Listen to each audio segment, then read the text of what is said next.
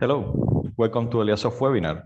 My name is Alejandro Delgado, Technical Director of AleaSoft and Associate Partner of Alea Green, and thank you for joining us today to the webinar with the topic Prospect for the Energy Markets in Europe, Vision of the Future of the Green Hydrogen.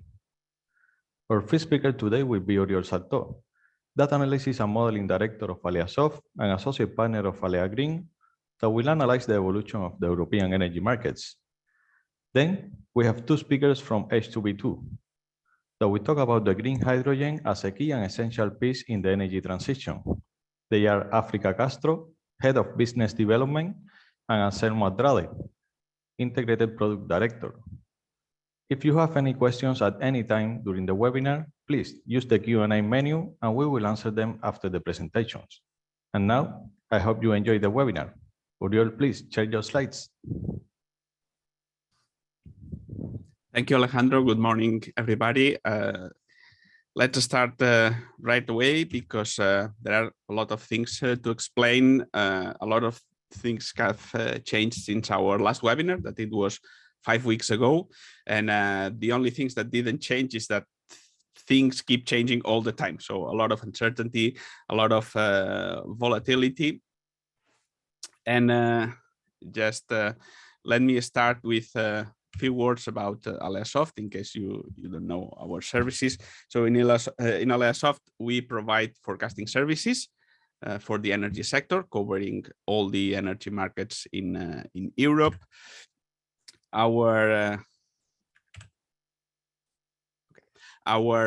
forecast, so we forecast basically any variable that can be interesting for the energy sector, obviously demand and price of energy markets, but also renewable energy production, weather conditions, socioeconomic indexes, fuel prices, CO2 prices, etc.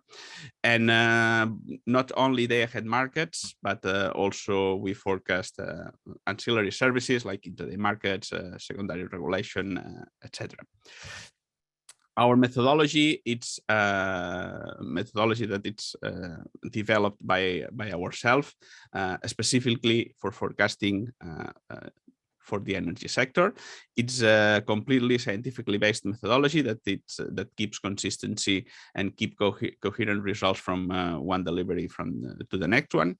And well, we have been using this methodology for more than 22 years now, starting in the Iberian electricity market and now covering all the energy markets in Europe. Let's start with the fuels and CO2 markets. So I always like to start with this historical perspective of the Brent oil price. Oil price is like the global indicator of how the global economy is going. And we have recently overcome the highest prices that we have seen in 2014. And right now we are close, but not yet at the highest prices that we have in 2008.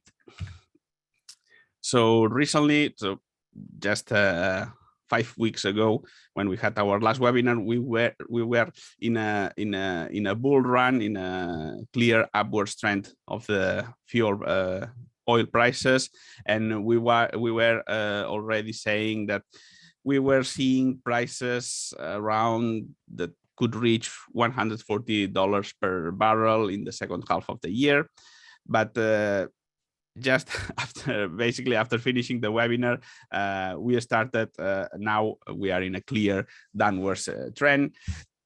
Basically, fears about the recession in the economy, new outbreaks of the COVID in China. So let's say uncertainty in general. We are seeing a lot of inflation in all the Western economies. So basically, right now we are in a downward trend. Still very high prices, and those forecasts that we were saying about $120, $140 for the second part of the year are still relevant. So I think they are still in place. In the gas market, we have seen completely the opposite situation. So we were seeing 5 weeks ago, we were seeing relatively stable situation, obviously high prices, a lot of volatility, but relatively stable prices, clear, small but clear downward trend. And just with new problems with the gas coming from Russia. Russia is cutting the supply of gas to several countries, also reducing the gas to other countries. Now the Nord Stream pipeline is closed. Let's see, there is a lot of uncertainty if it will come back online in 10 days, when it is expected to come back online. Also problems, strikes in Norway, problems in gas plants in the United States. So basically, reduction of the gas supply, fear about the coming winter, how we don't have the gas reservoirs at the expected levels to go into the winter with security of supply completely covered. So this fear is raising prices. We are getting closer to the highest prices that we had at the beginning of March, just as after the beginning of the war. So let's see. As I say, a lot of uncertainty. We are still in the summer, but winter is coming. Winter is approaching, and it's going to be tough, because less gas supply means the industry is not going to be producing at full speed. This impacts into the economy, recession. Okay, so it's just like a snowball that it's getting bigger and bigger. For the CO2 prices, really nothing new, very stable, but with high volatility, but stable within this channel of between 80 or 75 euros per ton and 90 euros per ton.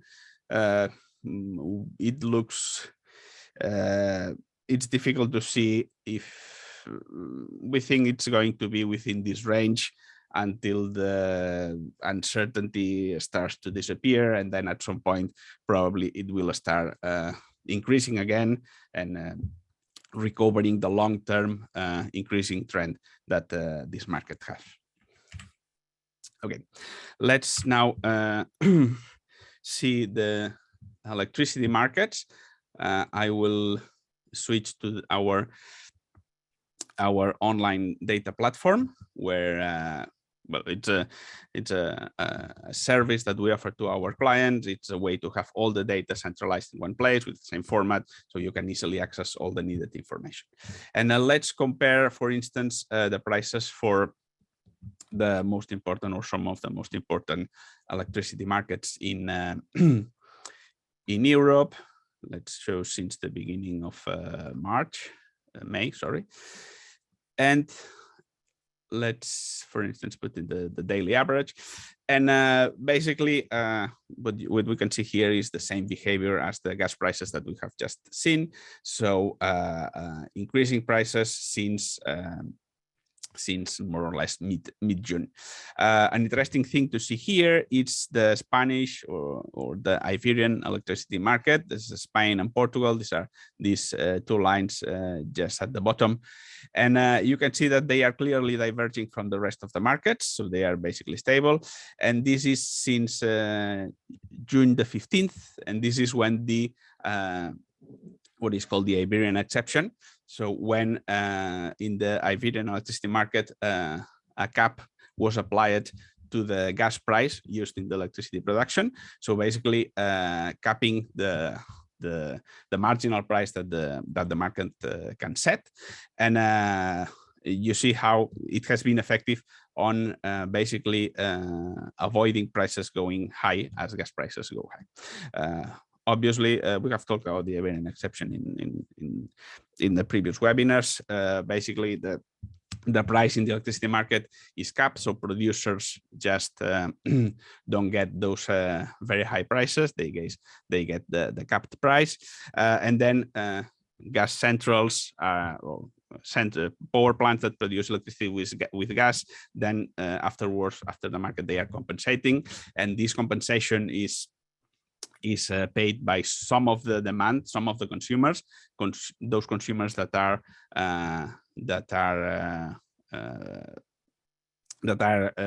getting these lower prices, then have to somehow compensate a little bit the production with gas.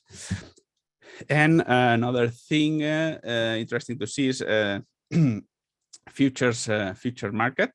So in the we know that as the spot prices increase, also futures prices increase. And one very clear, this is the yearly, let's say, sorry, quarterly, quarterly futures. Now quarterly futures for France, for the French market.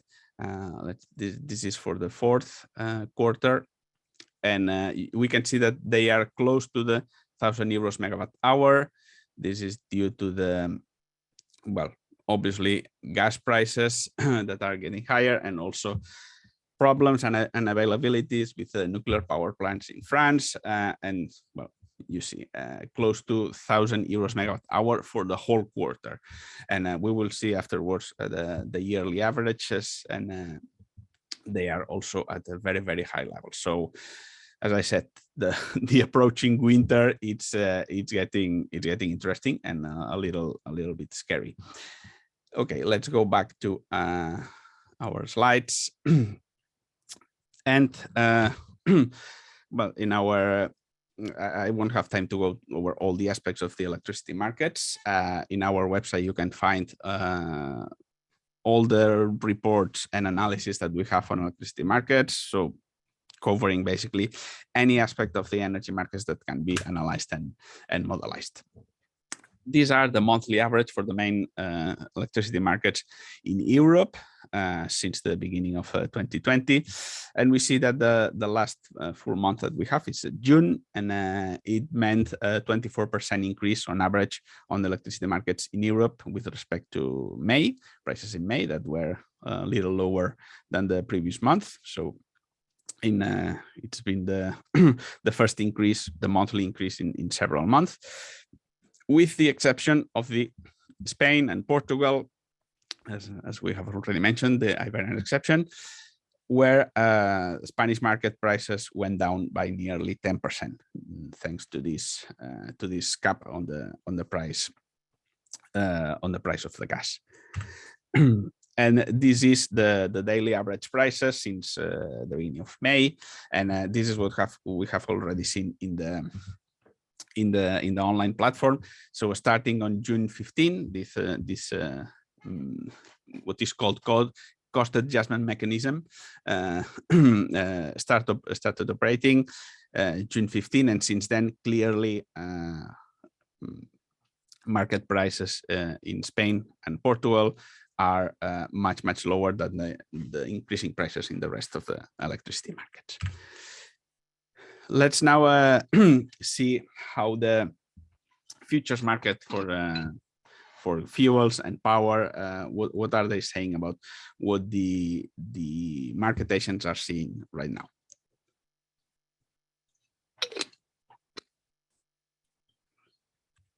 So let's start with oil.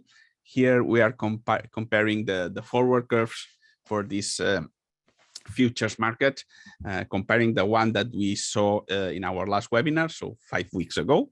And this is how the forward curves has changed in the last 5 weeks. So basically, as we have seen, spot oil prices are now in a downward trend.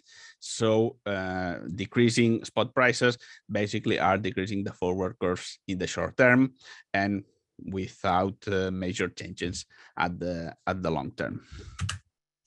Exactly the opposite that we have seen for the gas. So basically, we are now in clear and aggressive upward trend in the spot prices. This means very important increases in the forward curves, mainly at the short term. So in the last 5 weeks, until basically until winter, prices have basically doubled for the futures, for the gas futures. And we have seen, and we see how the let's say the long-term prices more or less at the levels that we were, a little bit higher that we were before this crisis, or even before the 2020 COVID crisis. These prices are expected to reach it within 2025, 2026. And this is more or less what is expected also for the electricity market. So reaching again the long-term equilibrium prices around 2025, 2026. And for the CO2 forward curves, we are seeing the same trend that we have been seeing for several webinars already now. That is independently from how the curve of the futures are moving in the short term, basically following the spot prices. What we are seeing is that the forward is getting steeper and steeper at each month.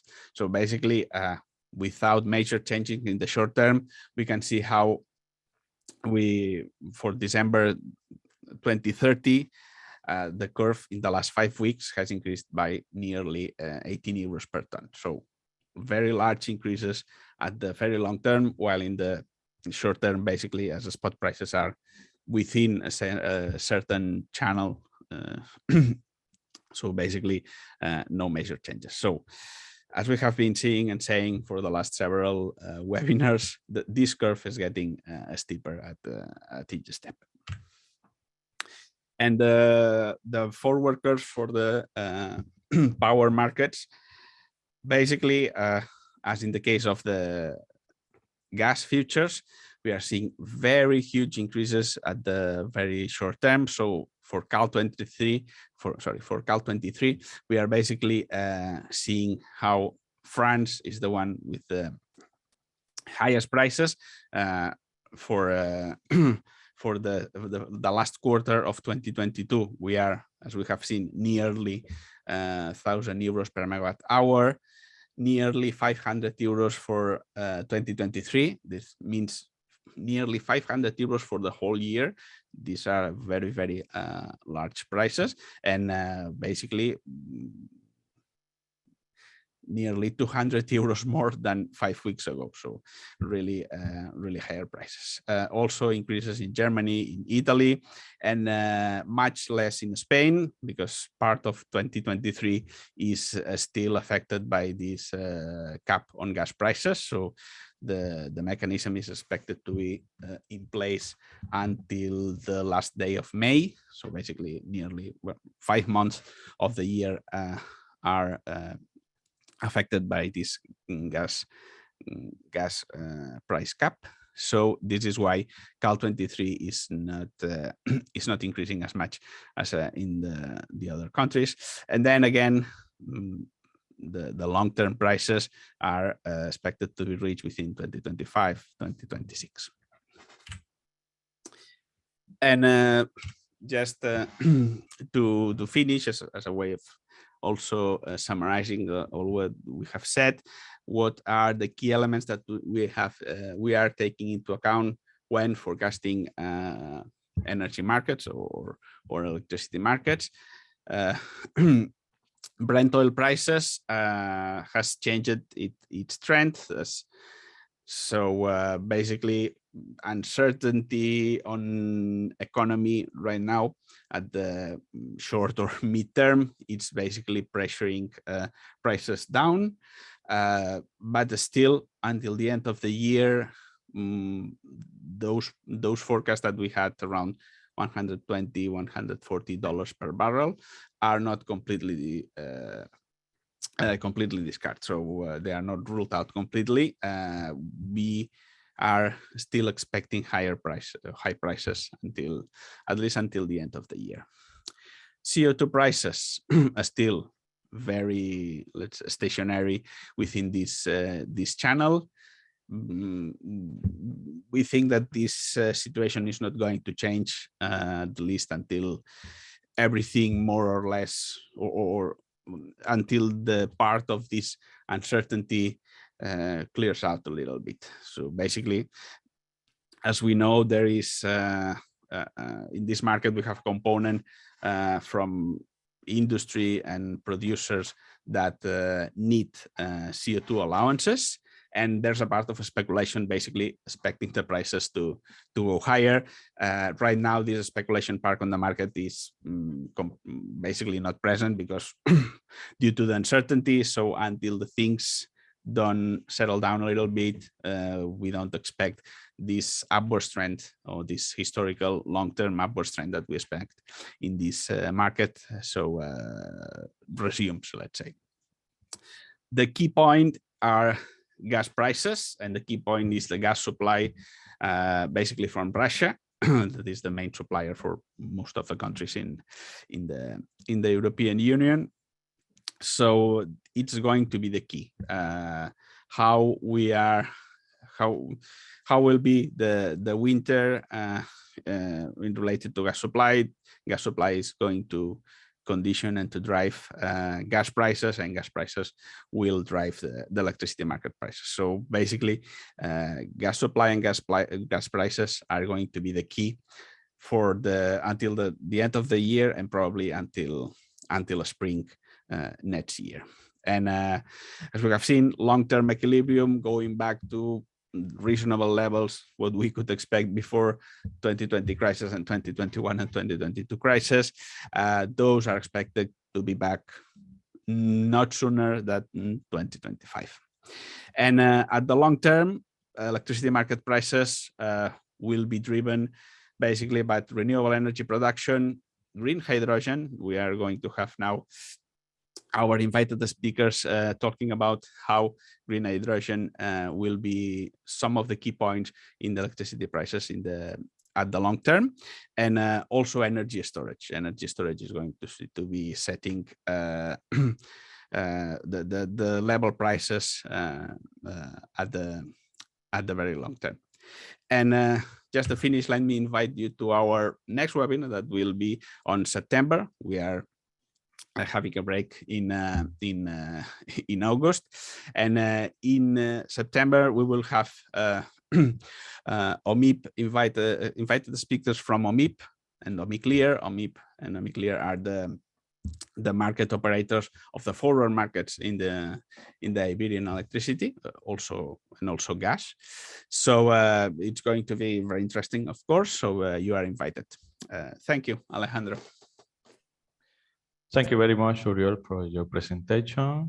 And now, Africa, when you're ready, please, you can share your slides and start your presentation.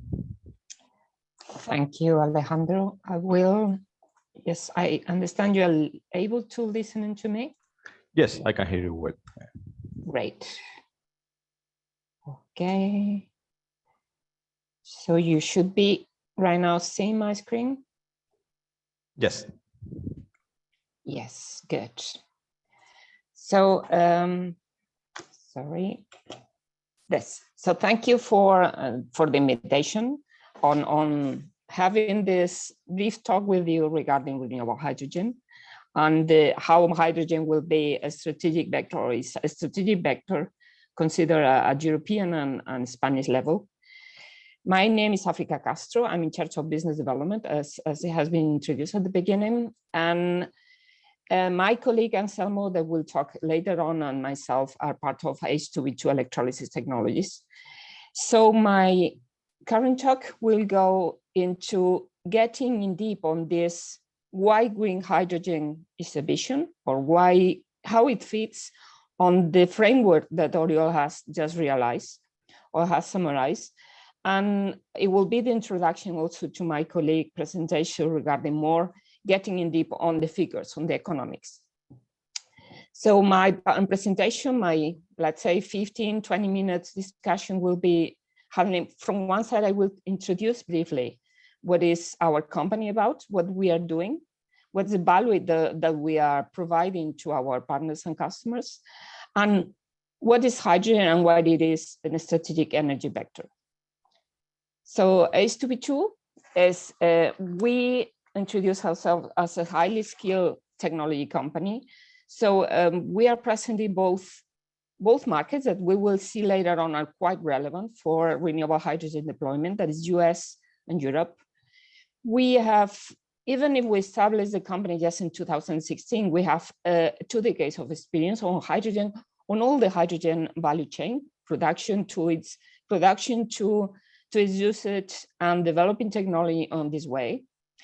We provide solutions from one side, so we are able to provide, we will see later on, so hydrogen, most of the time you are not just requiring a piece of equipment, but you want something for doing something. So being able to do this from one side is due to our really experience and knowledge on the engineering part, but also in order to create a market that we are discussing right now. So the renewable hydrogen market is not yet present. So we are developing it. So also the capability or the know-how, the expertise on developing projects and how to get them financed and all that is also a key aspect that we have on board. So, and we are providing solutions not only for small systems, but also to large plants. And we will see that we are talking even right now, talking about hundreds of megawatts equivalent on electrical power hydrogen plants.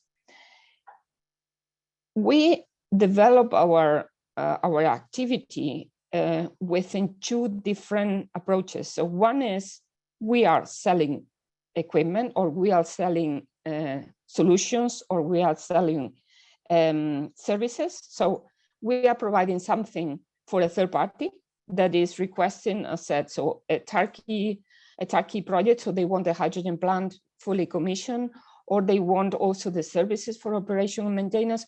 All that stuff we are able to provide that for third party. And as you can imagine, it's an ad hoc in the sense that no one project is equal to another one. So there's also, that's the good thing about the hydrogen as flexible, or the transversal it is, or how flexible the solutions could be. That means that, as I said, no project is equal to another one. And so we are selling equipment or solutions to third parties, but we are also selling the molecule, the hydrogen molecule. And this is what we call the integrated project that my colleague Anselmo will get much in deep on that area. So in this case, what we are selling is we are doing the promotion of the project, and we are at the end commercializing the hydrogen itself. Yes, so regarding, as I said before, so the solutions could be an electrolyzer or a hydrogen production plant that, for example, an industry requires for feeding into their industrial process. So a refinery that requires hydrogen in order to, in fact, remove the sulfur of the gasoline. Or it could be a hydrogen refilling station. So we are developing, as an example, a filling station for a train. That what you have to develop all the production and how to provide this fuel to the usage, that in this case is a train, and providing full hydrogen solutions, as could be, as I said before, 100 to 100 megawatt hydrogen production plants in order to inject into the gas pipeline hydrogen, or in order to feed into, so having an energy storage solution, as an example Oriol was mentioning before. So we can store renewable hydrogen for months and be able to provide energy when required, electricity when required 3 months later, something like that. Okay, regarding the value chain, so and in particular, when talking about these projects that we are promoting ourselves, this capability of promoting allows us to do the promotion, of course, develop the full solution, make it so ready, so start up that plant, and being able to provide the hydrogen or the carrier that is needed. So it could be also converted, we will see later on, that in order to, for large quantities, even other carriers, or we can be talking about ammonia, we can be talking about electrical fuels, those all are being fed by hydrogen, renewable hydrogen in this case. So this will be the short introduction about the company. So getting into right now hydrogen itself. So everything starts, I would say, more or less, with the push from Europe to decarbonize economy. And it's what has been called the Green Deal. So it's really the objective of becoming climate neutral by 2050. That has been the European community pushing into that, and that has been followed by many other countries in the world. So within this, clearly there is a push to electrify economy. So becoming, at the end, what we can is, and we want is to get rid of the fossil fuels, so coal, natural gas, petrol. We want to get rid of those and move into renewables.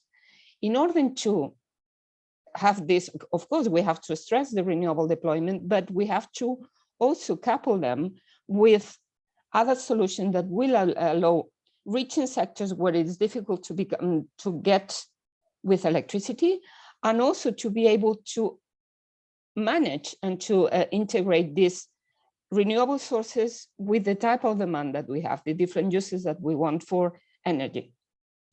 And that's where it becomes, it appears the hydrogen as a vector. We have to be clear that hydrogen is not a source.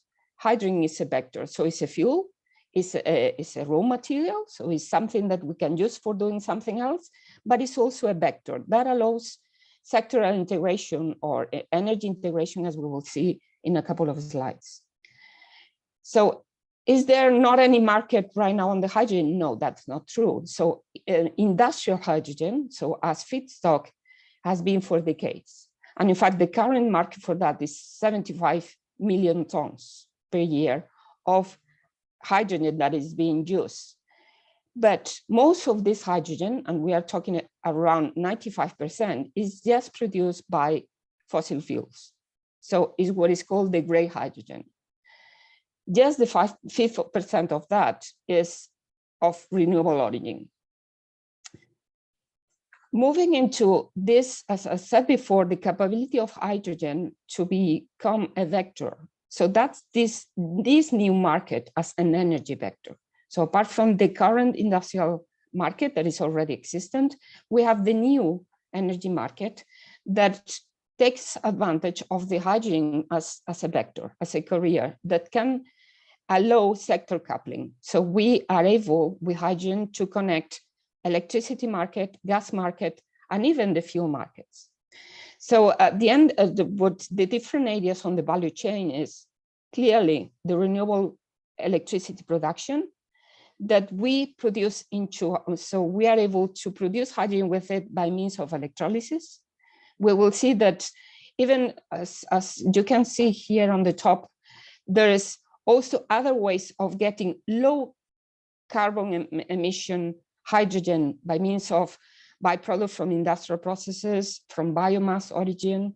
So even we get also this, most of the discussion and all the strategies that we are developing worldwide are linked to renewable hydrogen. That is the one being produced with the renewable electricity and electrolysis. So once we produce electrical and renewable electricity, we are able to produce renewable hydrogen with the electrolysis or the electrolyzer processes. Then we have the capability to store that energy in the form of hydrogen. So, and that's what it has referred before by Oriol. So even that seasonal storage, so we can be storing hydrogen for months. We can also provide this renewable hydrogen into the gas sector. So in this case, will be blended with the natural gas, or it could be using biogas or in order to produce this methanation and to reach at the end of the natural gas grid, we can have blenders, so some blends in the case of some percentage of hydrogen be integrated with the gas.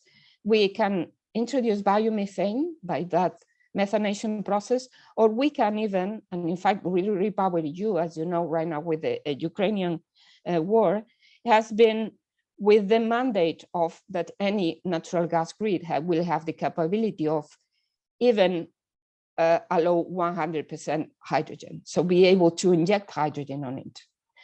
So as I said, so we are producing renewable hydrogen. We are able to store it on, or to integrate that with the gas sector, and we are able to get into different other uses. And with uses, we can produce energy itself, so we can do the repowering, so re-electrification by fuel cell, turbine, or engine. We can serve the industry, so substituting the current gray hydrogen, or the uses of in industry that cannot be electrified, that it could be the high temperature processes.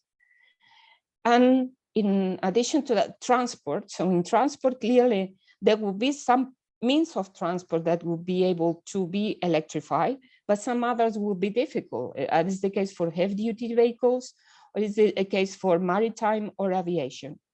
And also, finally, the fourth sector where the hydrogen can be used, and we are talking about renewable hydrogen, will be the residential sector. So in this case, clearly displacing or substituting natural gas for producing heat and power.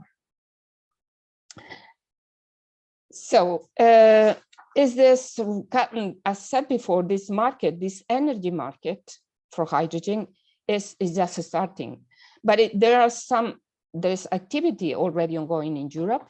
And in fact, we can refer here to the hydrogen production plants on the tens and 100 megawatt scale, even talking about gigawatt, but clearly that will be in phases. The gas blended and even dedicated hydrogen pipelines, and we are reinforcing this with the REPowerEU. Transport sector, and we will see that on light duty, but also on heavy duty vehicles, including trains or maritime, and steel industry. In the case of industry, what we are seeing is really this push of a sector that was minor in the case of industrial demand for hydrogen, but right now would become a larger user of hydrogen or renewable hydrogen. And in the case of Spain, we are also seeing this pushing. And some word that I want to reinforce here is the term ecosystems. Ecosystems at the end, what the good thing about hydrogen could connect several networks, energy networks, and can also is really just could be used for different aspects. So that makes it interesting to develop solutions that can touch upon different demand and offer aspects. So that's where it comes to the idea of an island that is something that should be autonomous, that's self-sufficient, a valley. So at the end, it's an area, concentrated regional area, where we have different usage of hydrogen that can take advantage one of the other, and also ports and airports. So at the end, it's a logistic area where, and in the middle of the city, when we are having different means of transport, different ways of transport. So yes, at the end is this ability to aggregate demand and offer that will make things more competitive. So that one is a thing where Spain has been insistent right now, but also at European level. I will try to accelerate a little bit. So the target, so if you recall, is getting into climate neutral by 2050. Clearly, all the usage of all the usage of hydrogen would need a development in order to reach competitiveness from one side, and from the other side, the volume required for each one of the application. And we will see it with this graph that I will not go too much in detail, but at the end we'll want to stress is the priority more or less is to use hydrogen where it's difficult to electrify that demand. So from one side, it makes the relevance of hydrogen or renewable hydrogen is on this renewable energy sources integration. So becoming them, doing them manageable and reinforce their production. From the other is mobility sector, but on the sector that will be difficult to electrify, as it could be heavy duty, or even thinking on large consumers, as it could be a ship or a plane. So in this case, maybe not directly as hydrogen, but also as carrier or synthetic fuels. So we are talking here as ammonia for maritime as an example, and in the case of the plane or the aviation sector, more thinking on synthetic fuels. So at the end, a fuel that is produced by renewable hydrogen in order to accommodate or this usage that is more used to have fossil fuel on board. From other is the energy intensive industry, thinking on substitution of the current gray hydrogen or usage where it's difficult to electrify, as said before, the high temperature heat, and also some application on the residential sector, as we are seeing as an example in UK, things like that. There's this, clearly, in order to get this climate neutral, we will have this huge increase on demand. For the 75 million tons gray hydrogen demand that we have currently, we will reach a target of 220 million tons by 2030. And we have to increase that really to a huge number in order, but moving also from gray hydrogen to renewable hydrogen. All this, so these are the sectors, or these are, of course, these have technology challenges that should be overcome, but what we are seeing is more and more increasing interest worldwide from the third large geographies that were some years ago. So the common US, Japan, Korea, and Europe. Right now we have it wide interest all over the world. And with, as we will see in this, that in 2019, we are not talking too far away, there were just 3 countries with a national strategy for hydrogen. April this year, we were multiplied by 10. We are right now 30 countries. Spain is one of those. So 30 countries having a national strategy for hydrogen deployment. So that the end is a signal of this push for acceleration that is becoming worldwide interest. In particular, in the case of Europe, we have seen, of course, hydrogen has been, all the climate aspects have been reinforced with the pandemic. What we are seeing with the current war in Ukraine, there has been this really will for avoiding fossil fuels, and particularly the ones that we are importing for Russia.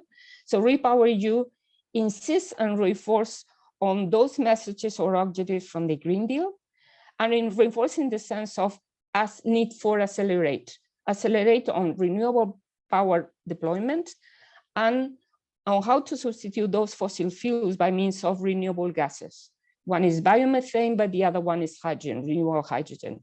And it has been multiplied by 4, the objective of hydrogen production by renewable hydrogen production by 2030, from what was the objective on Fit for 55 that has been established last July, to the objectives that we are looking right now that are on this 20 million tons of hydrogen production per year by 2030.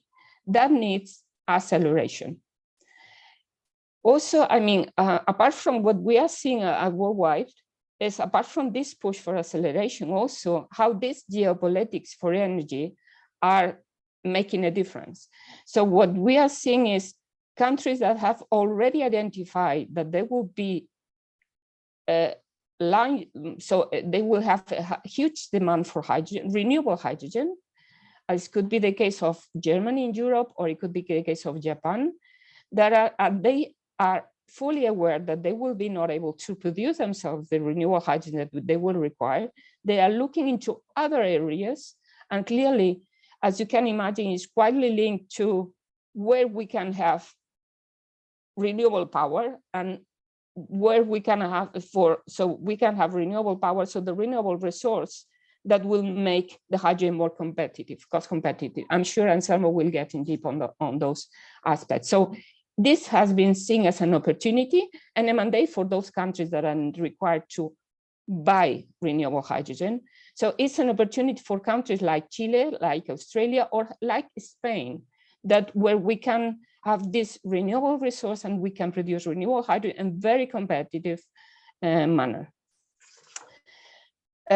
So this leadership from Spain, and I think those are my two last slides.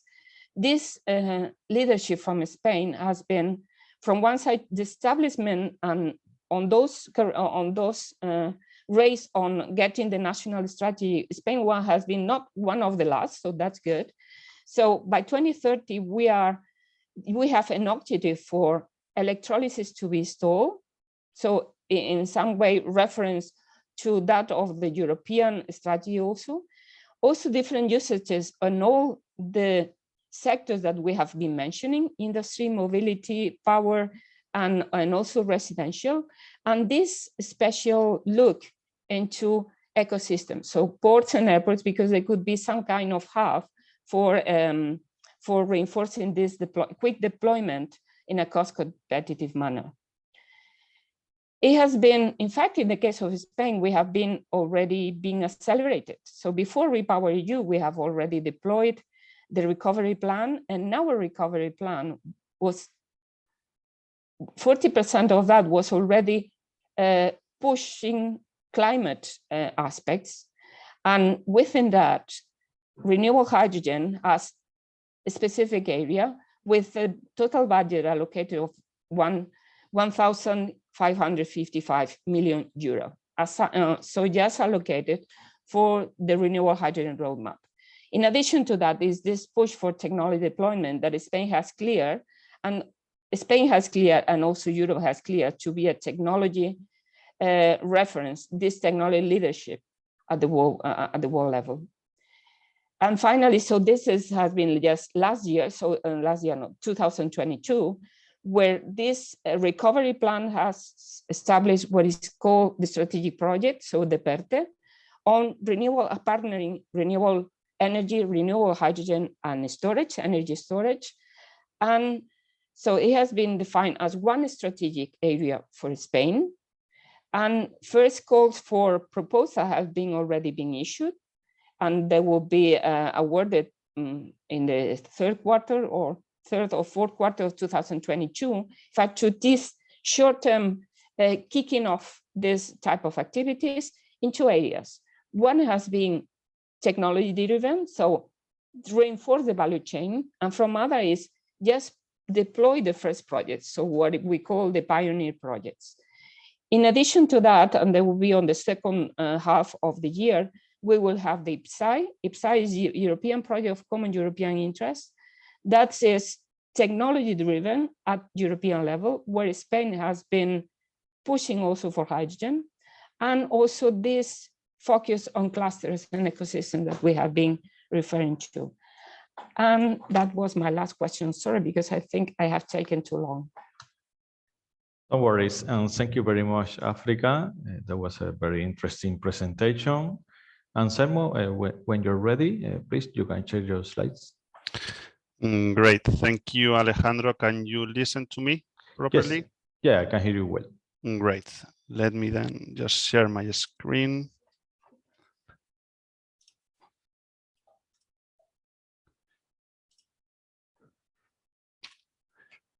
Okay, let me know when you can see my presentation. It looks great, yeah. Perfect. Okay, thank you very much. So in this part of the presentation, we are going to speak mainly about hydrogen investments, okay? We will start by saying what we think, in our opinion, are the keys for hydrogen projects to be viable, okay? Then we will go into analyzing the different uses of hydrogen and alternatives, in this case, the fossil fuel alternatives to which we are trying to substitute, okay, including an analysis of the pricing comparative, okay, to see the equivalent hydrogen price compared to the fossil fuel alternative. Then we will speak a bit about the different business cases that we see within hydrogen, okay, and we will end up by concluding with the way we see that these projects can be financed in today's environment and given the stage where hydrogen is, okay. So starting from the beginning, in our view, there are two key things for hydrogen to really deploy and kick off. Okay, and these two things are grants and regulation. Okay, then there are other things that we also included in this presentation that would accelerate, okay, the deployment.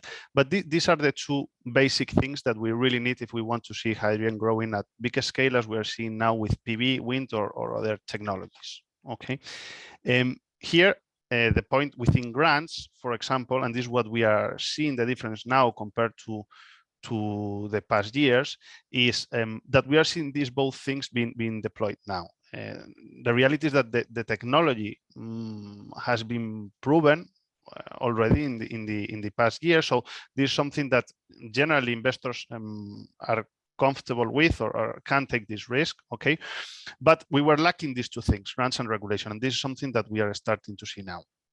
Okay, in Europe we have the example of the next generation funds that in Spain in particular we would expect to see the first projects being awarded in September. Okay, in the US we are seeing, for example, the hydrogen hubs. They're going to give 8 billion for green hydrogen projects. Okay, and we are seeing also in other places like the UK as well, where we have just presented a project for a hydrogen competition where they can finance or give a grant up to 30%. Okay, and I'm talking about non-reimbursable grants. Okay, so not loans, grants that finance and you don't need to return anything at all. Okay, and regarding the regulation, we're seeing the same thing. Regulation in all countries, really in Europe, including the UK, are working one way or another. Okay, and we are starting to see this. We need, and this is what we're all expecting. We still need to see the final regulation applying. Okay, but more or less we start to know how it is being drafted. Okay, and we start to have this visibility. Okay, there's something we're seeing in all Europe and UK, and also in the US. In the US we have the special case of California, for example, where we see a case where in mobility in particular, this is a market that already exists because there are 50 refueling stations operating and selling hydrogen and around 10,000 fuel cell electric vehicles. So you can, I mean, you can go to a refueling station and recharge your vehicle. And in this case, in California, for example, there is a regulation that 40% of this hydrogen has to be renewable. Okay, in fact, we have a project there with a grant of the California Energy Commission to sell hydrogen to public refueling stations. Okay, so this is in our view, I mean, this is the reference we have of a real market that can be replicable in other places. And what we have seen is that it's a market where first they have given grants. Okay, they started years and years ago giving grants first to all the infrastructure to develop and deploy all the hydrogen refueling stations. Then they start giving grants to green hydrogen production, and this is when we got our grant. For example, we got it back in 2018. Okay, and at the same time they did this mandate that 40% of the hydrogen has to be renewable, right? And this is what opens the market. Okay, this is the type of regulation that clearly has proven to be successful and that we hope to see starting in other places in Europe and in the US as well. Okay, and in UK, for example, we are seeing as well that they are thinking about a regulation whereby part of the natural gas pipeline, a percentage of that can be done in the form of hydrogen. Okay, and in our vision, we believe that this is the biggest regulation that would clearly open the hydrogen market for everyone, and that would be a similar regulation to what we have in PV today. Okay, so that's why we apply, okay, the same idea, and we think this is what must be done if we really want to see hydrogen kicking off. Because at the end, what we're asking is to be able, same as PV is doing within the grid, okay, we want to do within the gas grid, to inject a certain percentage of hydrogen to substitute natural gas, okay, which at the end is the fossil fuel alternative, right, that we are looking to substitute. Okay, so in general, to conclude this part, okay, the important point is that both of these things are starting to happen now, and this is why this is getting attention of all investors, and all companies are one way or another trying to get into hydrogen, okay, in different parts of the value chain, but mainly due because there is an opportunity now to get there. Okay, and then we also included other parts that we feel that are important for this as well and would help accelerate, okay, combined with grants and regulation, which is, as we said, infrastructure. Okay, it's always much easier if you can, and this is one of the biggest, is the chicken and the egg problem, that at the end no one wants to buy a hydrogen fuel cell vehicle because they cannot charge their vehicle. So being able to deploy this infrastructure, which can be done in several ways, the easiest thing is through giving grants, okay? This will facilitate, okay, deployment of hydrogen at a large scale, okay? Another thing that we see that is key is partnerships, okay? And we have proven this in our company. In fact, I would say that there are very little, if no projects at all, where we're going alone. We would say that in almost all of them, we're going with partners, okay, where we combine our technical knowledge that we have, and we can do all the and now I'm talking about project development. So taking a project from zero to ready to build phase, okay, and for an investor to be able to finance it. So getting all the project development, land, PPA, offtake, everything ready, okay, including the permits, so that it can be financed, okay. And the way we work, and has been proven successful for us, is with partners in different places. So for example, if we go, let's say, to Uruguay, okay, where we don't have a local presence, what we do is to look for a local partner, and this is, for example, what we have done. Establish a strong consortium, okay, and leverage on their knowledge on all the local parts. They will have much stronger position when negotiating an offtake or a PPA or with local authorities for the permitting, okay.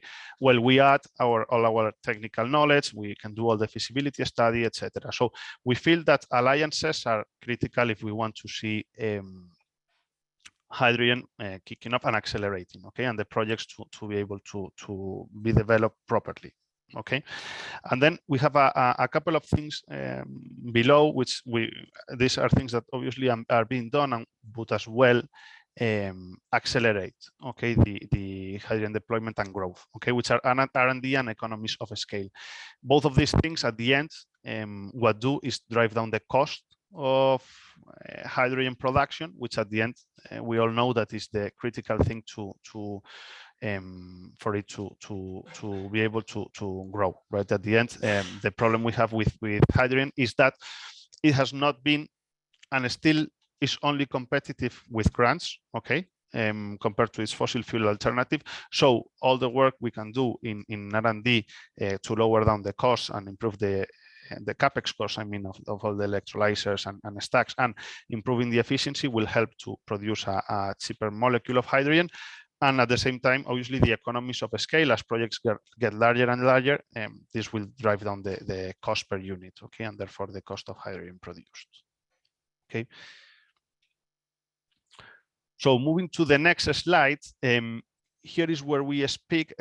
Hydrogen is a bit particular in the sense it's not like PV, that really is about selling electricity generally for grid purposes. Here, hydrogen has different uses, and each of them is a different world. So this is why we wanted to separate, okay, between the key uses, okay, that we identify the alternative, the fossil fuel alternative we are competing against, okay, and then establish the hydrogen equivalent price, okay, to be equitable, okay, to this fossil fuel alternative, okay. Let's start with the simplest one, which is the industry, okay.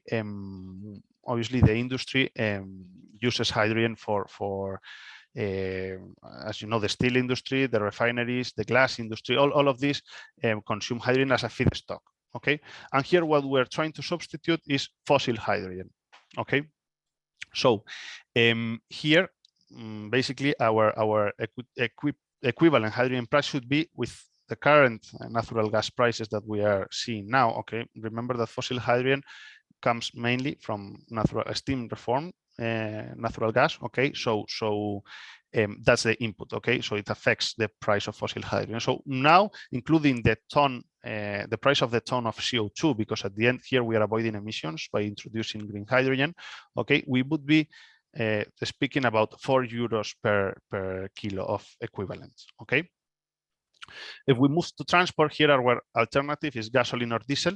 Okay, mainly this is what we want to substitute, and here we see a much higher range. We're talking between 9 and 17. Okay, in transport we are here talking about light duty, like a standard passenger vehicle, or heavy duty, like buses or trucks. Okay, and we can include as well airplanes and ships. That is probably a market more for the future, but still an important market for hydrogen. Okay, here depends on the efficiency of the vehicles, etc. This is why we have this range, but we should be something there. As you can see, is more expensive than what we see for industry. Okay, which is good for hydrogen. Okay, it's basically because here we're substituting gasoline and diesel instead of fossil hydrogen. But we also need to take into account that for a hydrogen project in the transportation sector, we need to include other things in our capex as well, not only the hydrogen production plant, but also compression, storage, and a hydrogen refilling station. Okay, which are things that you don't need to include in industry. Okay, so this drives as well the cost of hydrogen up. Okay, and then we have the energy market, which we differentiate between the gas grid at the top and power generation at the bottom. Okay, here really what we are substituting is natural gas.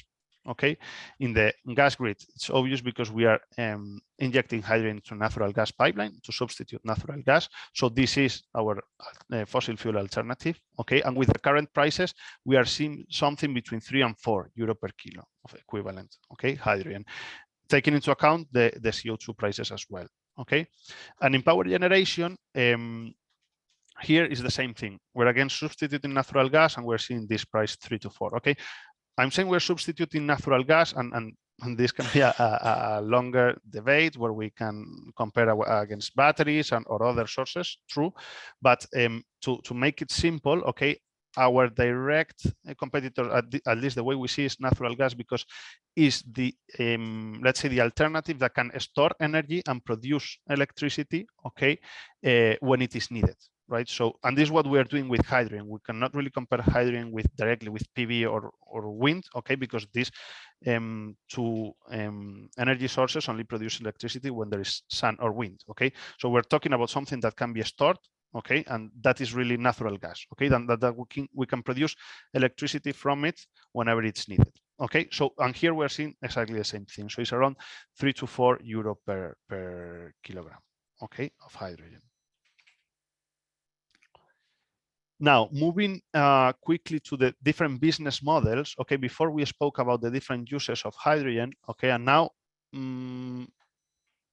almost each use has a particular business model. Okay, that at the end is relevant to know how to finance. Okay, all of these projects, and I mean the investor profile is different, right? One or another. Okay, so first category that we identify is co-locations. Okay, here we're talking when we install a hydrogen production facility in the client's facilities. Okay, these are the typical projects for industry and, for example, fleets in mobility, where we agree with a particular fleet that we're going to establish a hydrogen production and a refilling station for their bus or trucks fleet or whatever they are interested in. Okay, so these are projects that do have an offtake, either an industry or a fleet. Okay, usually these offtakes are generally lower than 10 years. This is what we are seeing in the market due to the client's profile. Okay, and depending on the nature, they require a stable hydrogen supply. Okay, and therefore production warranties. Okay, which is one of the key things that we see in this market that we need to give if we want to get offtakes and make projects viable. Okay, because for instance, in industry, most of the times, all the industries require a stable demand, and they cannot afford their hydrogen supply to cut down. Okay, so we need to, all the projects we need to structure with storage inside the project to have as a backup, so all very secure. Okay, to give a very high reliability, and they are going to require production warranties. Okay, this is one of the things that only production warranties can be given by the ones that know very well the technology and how it behaves. Okay, because it's a risk at the end.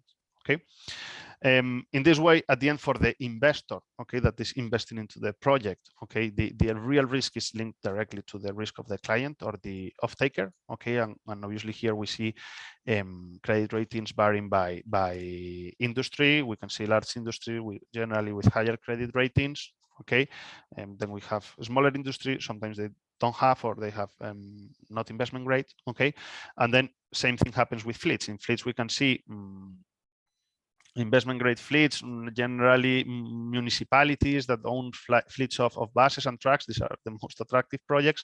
But then we also see private fleets, okay, that are also an opportunity. Okay, riskier, but they're an opportunity, and obviously we would expect higher returns there. Okay, that is the first type of projects that we see. Second is projects with market risk exposure. Okay, here is where hydrogen behaves as a commodity, so we would not expect an offtake, but we would expect a market more like we're seeing with gasoline today. This is, for example, the case of mobility in a regulated market like California, for example. In there, it's not obviously as developed as gasoline, but we can see it's moving really towards a commodity market. Prices fluctuate. Now with the natural gas increasing in prices, the refilling stations have increased as well their price of the dispensed hydrogen, because remember they are selling both fossil and green hydrogen with this mix, okay, 40-60, and well, this has drive up their cost. So it does behave as a commodity, and this is what we would expect when hydrogen is being sold to the public, okay, same as gasoline is being done today. Okay, and it can happen as well in the energy market when we sell injecting into the gas pipeline, or storing hydrogen and selling electricity afterwards, if we sell a spot as it is being done today with natural gas or electricity, right? So for these markets, really what we need is regulation, and when regulation really comes, we will see more and more projects of this nature. Okay, these are projects now that have a higher risk and therefore a higher expected return for the investors. Okay, and then we can identify a last category, which is long-term off-takers. We can see this in the energy market. It's replicable to what we see with PPAs today. No? We have long-term PPAs, 20-25 years, okay, for the PV. So a similar thing can be done with hydrogen when we're selling, storing and selling electricity, or directly into the natural gas pipeline. Okay, and then concluding, so how all this turns into how do you finance all these projects? Okay, here in our case, okay, what we do is each project we develop, we do it under a separate SPV for each project. Okay, to be able to isolate the risk to that particular project. Okay, what we are seeing is that all investors really are requiring from the EPC contractor, okay, in this case, for example, ourselves, that we need to warranty some performance metrics, obviously, and we are offering, in this case, the way we are doing this is offering long-term services agreement where we have to warranty availability, okay, a certain availability of the plant. Okay, still we are seeing that traditional project finance is probably still too early. Banks are all looking at this. Most of them have hired technical experts to get comfortable with all this, but probably for these first projects that we are going to start seeing now is probably a bit too early. Okay, and the way we're seeing this is obviously financing first with grants to make it competitive. That's the first thing, and this combined sometimes with soft loans from governmental institutions. Okay, this can be a good way of financing because the grants normally do not cover 100%. They cover, let's say, 30%. So the remaining 70 can be financed with, as I said, soft loans from governmental institutions or equity investments. Okay, from investors that are comfortable taking these risks and that obviously prior to this have done a technical due diligence on the company. Yeah, and just to conclude, so I'm going back to the beginning. So what we are seeing now with the Ukrainian crisis, obviously we have seen a big increase in